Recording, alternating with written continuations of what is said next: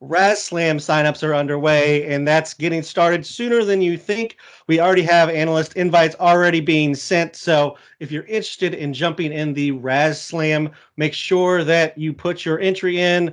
And the rankings are saying, like, who's first. Like, just because, you have a player first doesn't necessarily mean that's the player that you should necessarily take. So with tiers, you're able to look at like a group of players versus one player. So that's kind of why I do tiers. And also, it's like personal preference, which is like, everyone should have their own personal preference. Like, I personally like players better than, maybe someone else, but if they're in the same tier for me, I don't necessarily dislike you taking a guy at, like, say, number 4 versus number 1. There's fluidity within the to bring this back to being water.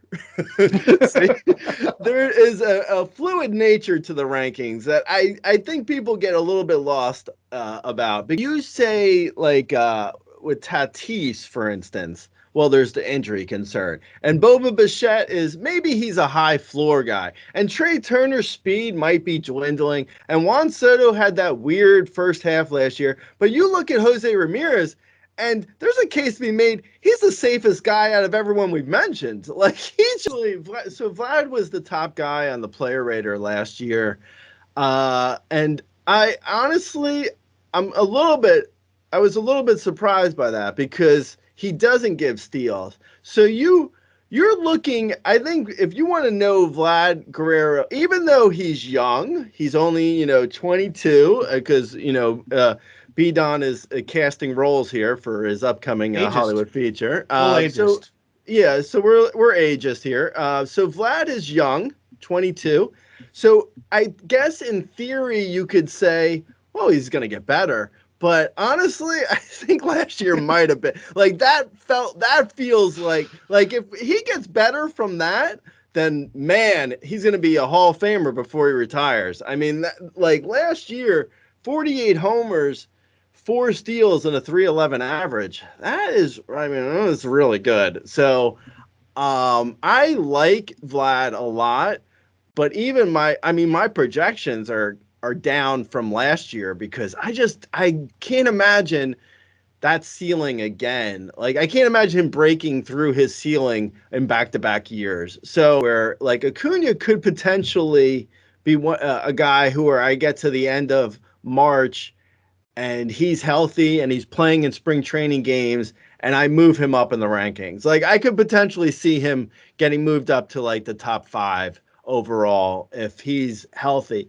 And I rarely move guys after I rank them, like, because, like, I think it's honestly, I think it's kind of unfair to the readers because they expect, like, they think, things are what they are. So you don't want to move guys, and especially not in the top 20, you don't want to move guys. But Acuna could be a guy where if we get to the end of March and he's like, stealing bases in spring training and is like ahead of schedule, I honestly could see drafting him in the top 5 overall versus, where I have him now.